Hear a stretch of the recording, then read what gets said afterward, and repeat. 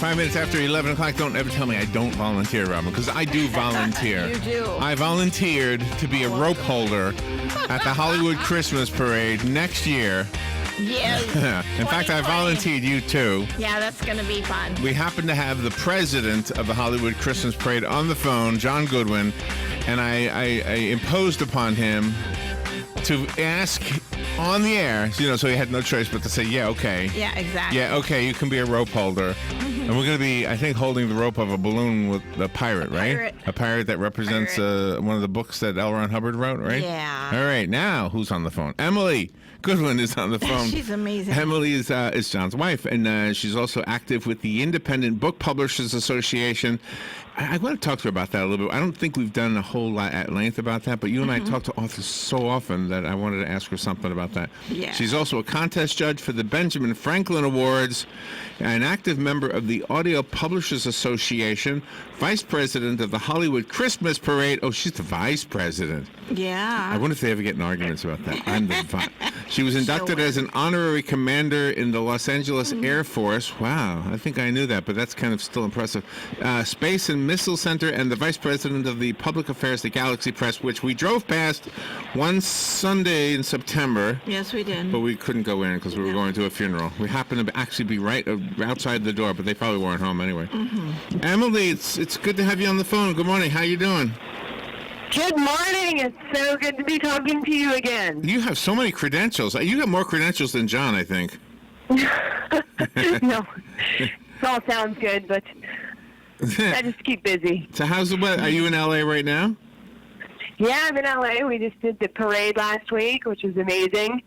It was a great parade. It threatened to rain all week long, and it did not rain on our parade. Oh, good. And did John tell you that we signed up to be rope holders?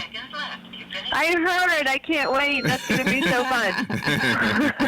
It's a little bit of a walk, so hopefully you don't mind. But that's okay. It sure is a lot of fun. I got a year to get in shape. I'm gonna be. I'm gonna be. You remember this song? Ba ba ba ba ba ba ba ba. That's gonna be me. There you go. I'm gonna eat raw eggs. You're in training. You're doing a balloon wrangler in training program. That's right. Exactly. Well, since the Hollywood Christmas Parade is past, it's still going to be aired. We can check it out on different dates, right? That's right. Yeah. So it's actually going to be airing this Friday on the CW network, 8 p.m. or 7 p.m. Central. It's a 2-hour special. It's going to be amazing. You definitely want to tune in to see that. So give me some highlights of what we'll see. What was in the parade? Well, so there was a concert that was part of the parade itself, and then we had a great lineup for the concert. We had Dionne Warwick. We had she's a legend. We had Bret Michaels. He's the lead singer of Poison. Poison, that's right. And, yeah, Poison. You're on the 80s. You'll remember Poison. Oh, I remember him. Sure. Oh my gosh, I'm not young. I'm old. I'm old. I'm going to walk 2 miles and I'm old. How about that? We had a lot of American Idol singers. We had from Mexico. We had Jesse and Joy, and we had Phil Vassar, country singer. We had Rock of Ages, from the musical. They performed. Sharia, with David Archuleta. There was about 15 acts. I mean, the concert just seemed to go on and on. So that will be going on. You'll see that in the broadcast. A lot of Christmas songs. It was so much fun. Such a great crowd. That is fun. And then in the parade itself, the Grand Marshal was Mario Lopez. I think you heard about that already, but very nice guy. He was there with his whole family. They rode a car in the parade. And we had a lot of daytime television, like the cast of The Young and the Restless, and General Hospital, and schools, and a lot of daytime TV. These girls, Do you know? You'll recognize them if you watch daytime TV, which. I don't get a lot of that but recognize all the But I've been inspired. In the parade. I was always inspired by The Young and the Restless. I thought I would have one called The Old and the Sedentary. just so you know. So what happens at the end And of you the? remember Charles in Charge? Yeah. Scott Baio and the whole crowd was there. Oh, really? Wow. Scott Baio was there. Yeah. I want to meet Scott Baio. Cool. So do you guys hang out after the parade? Do you guys get together, or does everybody go their own way? Well, we have our office is the green room for the parade. So while everyone's waiting for the parade, they are okay. up in our offices there in the L. Ron Hubbard Library. It's just beautiful wood paneled, gorgeous library with lounges. So everybody kind of hangs out there. So is that literally from like 4 or 5 till the end of the night till the parade's over? So the parade starts at your office? Yeah. So our office is the green room. So we host everybody there that's in the parade. All right. And then they drive. We have a garage. They drive down and out into the parade route right from there, and it starts 1 block up from our office. Okay. Right on Hollywood Boulevard. So Robin and I are going to be there with you next year for the next year parade. I know. I'm so excited. Yep, we're going to be working. We'll be ready. We'll be physically fit and ready to go. Fantastic. Well, yeah. I heard you want to be on the balloon. That's a lot of fun. We have these big balloons in the parade, kind of like what you see in the Macy's parade.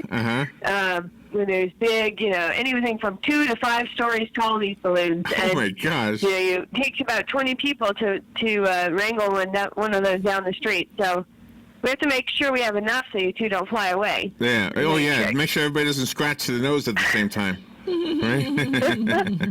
Yeah, we had our balloon in the. We had one of our stories. The one that we published by L. Ron Hubbard. It's called Under the Black Ensign. It's a pirate story. I think you've read that one. Yeah. And we have a 5-story Captain Tom Bristol from the book who goes down the parade route. You got to have a pirate in the parade. Is that right? So, do you know, Johnny Siegel was just here maybe a week ago or so, and they put on a radio play, and it was such a beautiful one. It was a nice story. I love that story. Robin, do you remember the name? I don't recall. But yeah, they were here, and they did one of the plays. Mm-hmm. So I want to ask you about the Independent Book Publishers Association. So it's for independent publishers and helping and recognizing independent publishers. My involvement in it is they do every year. They recognize independent publishers, awarding them for their efforts. Whereas you have some of these other big awards that happen for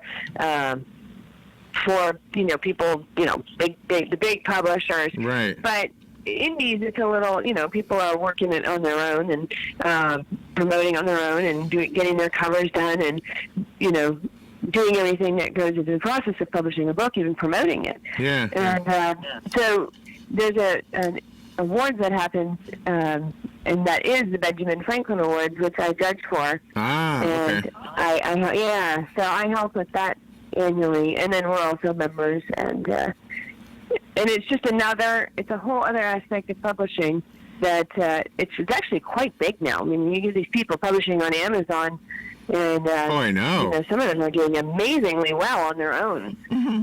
And one thing about that, they get to keep their own profits because they're on their own and they're not paying through the publisher. The publisher is not doing the work for them.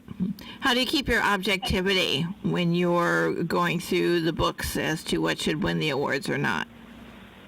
There's a criteria and there's specific things that we're looking for going through those books, and you're meeting certain criteria. It depends, and there's different categories for judging. There's covers, there's interior, there's the body of it itself, the story, the creativity of it. So, there's different aspects. So as a judge, it depends on which category you're judging, and each category has certain criteria they're meeting.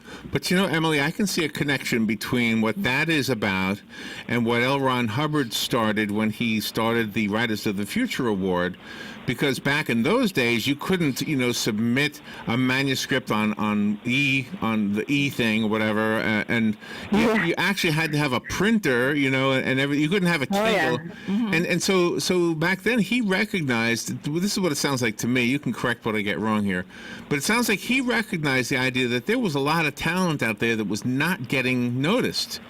And I think his award idea, his contest idea, filled that void, at least for some authors, especially the science fiction ones.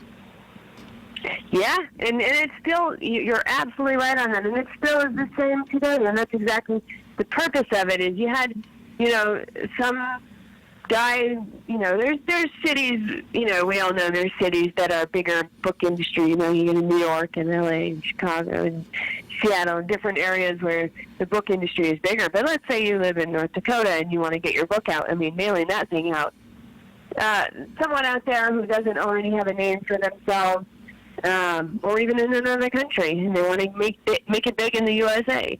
They don't have somewhere they didn't have a place to just send their book and be recognized. And who are they? Right. Joe Jones over in the middle of nowhere that wants so much to be an author and has the talent, but doesn't have the right platform to place it. So when Ron Hubbard started that contest, he created a level playing field so that anyone would have the chance to be able to, get their story seen by the best. And because it's a blind judge contest that anybody can enter, you could be any age, any race, anything, to be able to just enter your story. It's all on merit alone. So people now, back then they used to mail their stories to Writers of the Future. Now, obviously, you can go right online and submit it at writersofthefuture.com. You can submit your stories and get them seen by all the best of the best in the industry. But yeah, you're right. That is something that Hubbard had that vision 36 years ago now, that contest was starting, and still very big. I mean, we get thousands of entries every quarter. Does Galaxy Press accept submissions just from authors to see if you would like to publish their book? Yeah, we only accept submissions through the Writers of the Future. Mm-hmm. So if somebody wanted to find out about that and how to submit a story, that would be at writersofthefuture.com. We speak to so many authors on this show, and they are everything, Emily. They're from Simon and Schuster or the big names, and then there are the self-published people that have done the whole the Amazon thing, and it's amazing how good some of them are. We have to be we're kind of like judges in a way, because we have to say, oh my gosh, this one isn't quite right or quite there yet. They're not quite ready, and it's a tough thing. I don't know how you handle it with the many that you have, but we also do the same as you. We kind of depend on a middle person to help screen. That's why we have publicists. Yeah.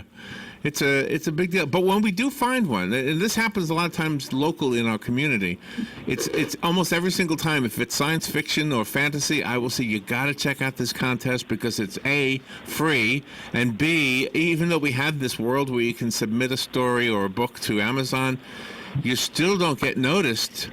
But if you can be with something like the Writers of the Future and you get published in the anthology that you publish every year, I mean, all of a sudden you got yourself a little bit of a career going. Yeah, I mean, that's been a known thing for many years. When you have a credit for Writers of the Future, you won the contest. You don't even have to win the contest. You just get an honorable mention or become a finalist, and you put that on your resume, and you move to the top of the slush pile when you submit your stories to publishers, just because it's with the amount of entries that go into Writers of the Future, and you win that. It just shows that out of thousands of entries, you are, you've got talent. You have to have talent to be able to win that contest. There's no question. Yeah. Well, when you're putting together the Hollywood Christmas Parade, how do you judge the people that want to participate in the parade? Because everybody has to have a positive message. Yeah. Well, Associated Television gets in a lot of the talent for the parade. I work a lot with the community for the parade, getting in, I really, every year I work on about getting maybe 300 volunteers to come in for the parade. Try to make it a really big community event. It's probably one of the largest community events in Hollywood, where people of the city come together to have this amazing parade, and there's hundreds of thousands of people lining the streets. But we get different groups in, and the groups usually that are doing the wrangling of the balloons, they're usually groups doing things good for the community, giving back in some way. Like we'll have the Kiwanis, we'll be out there wrangling a balloon, and we have military units out there doing balloon wrangling. So it's really becomes like a big community event.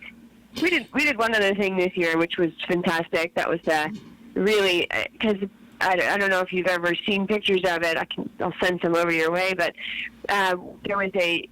there's every year for the last over 30 years, there's been a winter wonderland. It was a gift from L. Ron Hubbard to the city, where a giant tree right in the middle of Hollywood got brought in, and a winter wonderland with a Santa's house, and because we don't exactly get a whole lot of snow over here, and you have to really create that atmosphere of the holidays. So a very nice winter wonderland has been set up every year, and it's just beautiful. Santa's house, and there's over 100 trees and one gigantic tree, and we had there was about 150 underprivileged children that were brought in for the day of the parade, and they had all kinds of activities, and there's a stage in there, and they did performances, and right before the parade happened, one of the parade hosts, Elizabeth Stanton, and actor Jason Doring from Veronica Mars were down there talking about the Winter Wonderland. You'll probably see that in the parade segment, when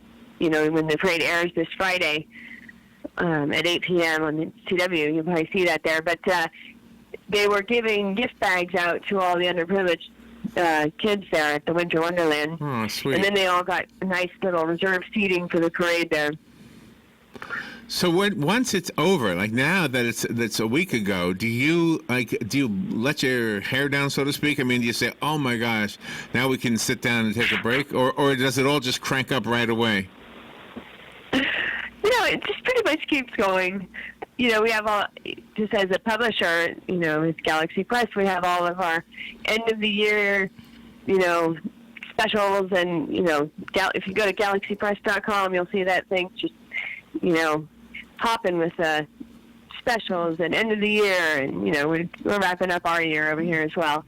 But yeah, the parade is one of the last big events for the year that we do. So I guess it does calm down a little bit after that. And I know you and John are on Facebook, and you're also volunteering your time to go to other events. It's really nice to see you involved as much as you both are. Yeah, we keep ourselves busy. I just went to galaxypress.com, and everything we're talking about is on there. I went to, let's see, Robin's nephew was visiting. He's in college, and he drives a lot because he lives in one city and his parents live in another city. So he's in the car and he listens, guess what, to audiobooks all the time. Mm-hmm. And so I was telling him about Battlefield Earth, and so I'm sure he's going to download it.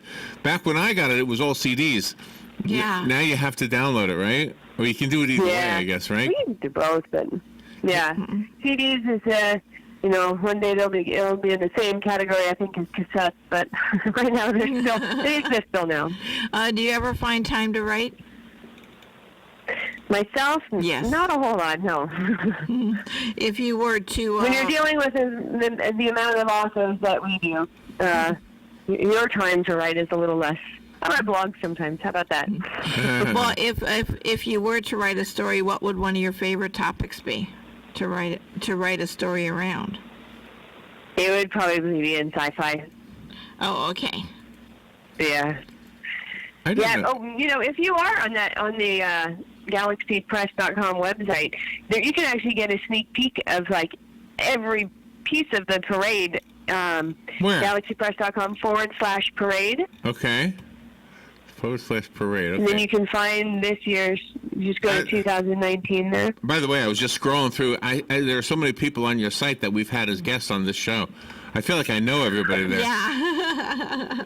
Okay. /parade. Yeah. Yeah. And then you should be able to find the 2019 album. Okay. And there's literally 800 photos. You can see everything from the red carpet to all the balloons and the celebrities and people setting up for the parade. I mean, it's all there. Yeah, and I don't know if you heard the intro, but Robin and I drove right past your building in September, but it was a Sunday, and we were going to a funeral, coming back from a funeral. Yeah, so. Mm-hmm.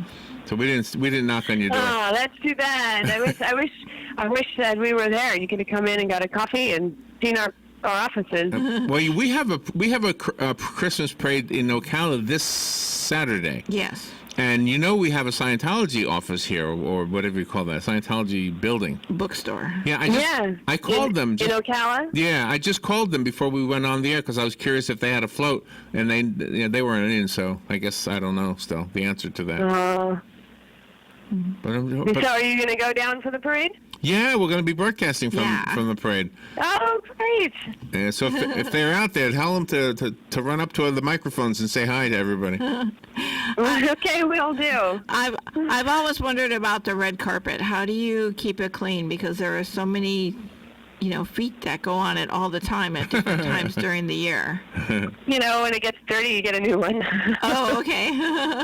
You have such a lot. There's a lot of people. You'll see if you look on the website where I was telling you about, where you can see all the photos from the parade. You'll see how many people. There are hundreds of people on that red carpet. I am looking at it, but let me ask you this: was there somebody playing the piano while it was on a float?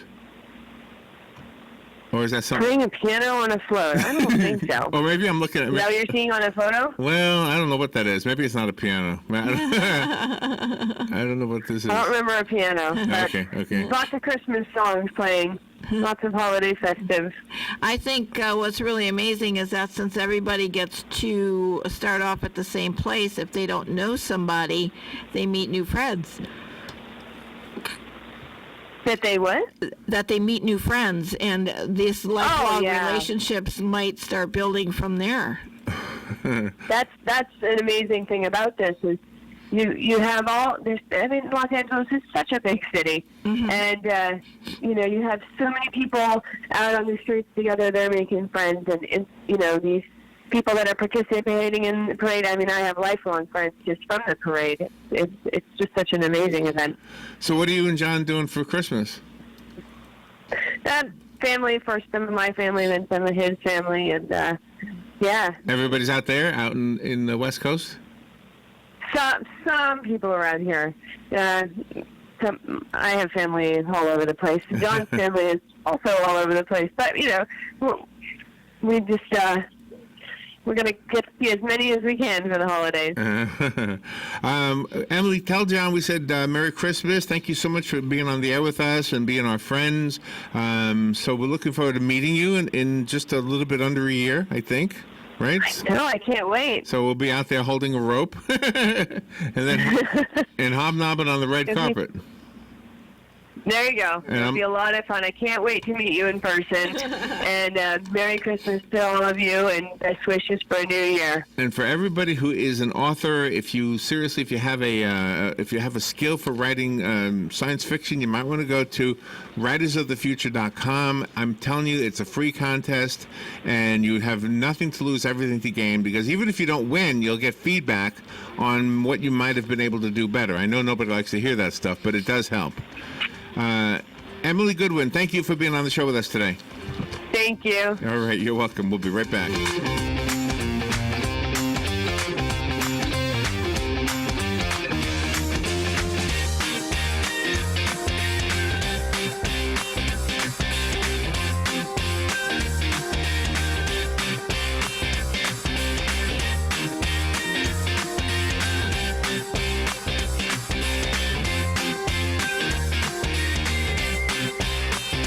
Tis the season to be giving. And at WOCA The Source, we have teamed up with Florida Kids Helping Kids to make sure homeless children in Marion County have a great Christmas. And you can help. Yes, WOCA at the Paddock Mall is a drop-off site. Bring new or gently used dolls, skateboards, jewelry sets, footballs, basketballs, musical instruments, and anything else a child would like. Share your blessing. Children will be able to choose a gift for another child. And Florida Kids Helping Kids will wrap the gift. Merry Christmas and Happy Holidays from all of us here at WOCA The Source.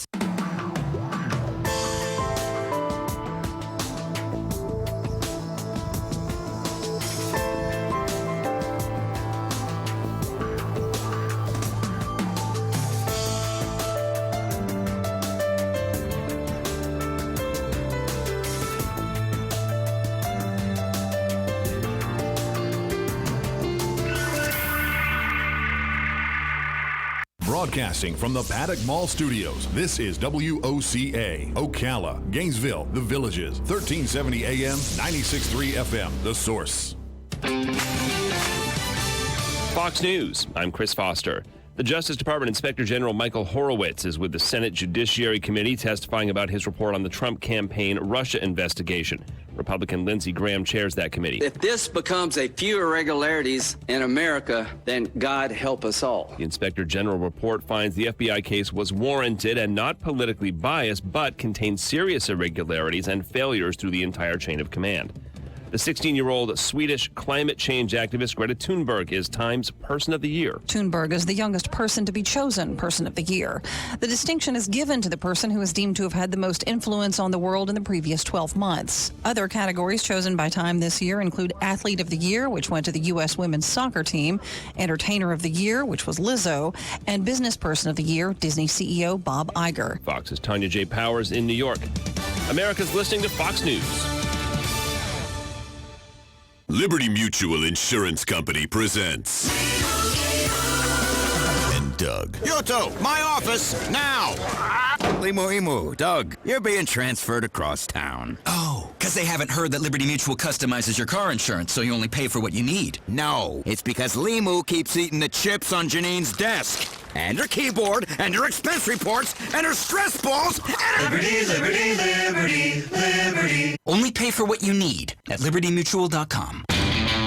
Pros, start with Lowe's for the brands you rely on every day, like A.O. Smith and SharkBite. Lowe's is the only place you'll find A.O. Smith Signature Series water heaters. From point of use to 100-gallon capacities. Whatever size the job, you can count on us to have what you need. Plus, the Signature Series now includes gas and electric tankless models. Make your next plumbing job easier and save time by choosing from our full assortment of SharkBite push-to-connect fittings. Do it right for less. Start with Lowe's, U.S. only.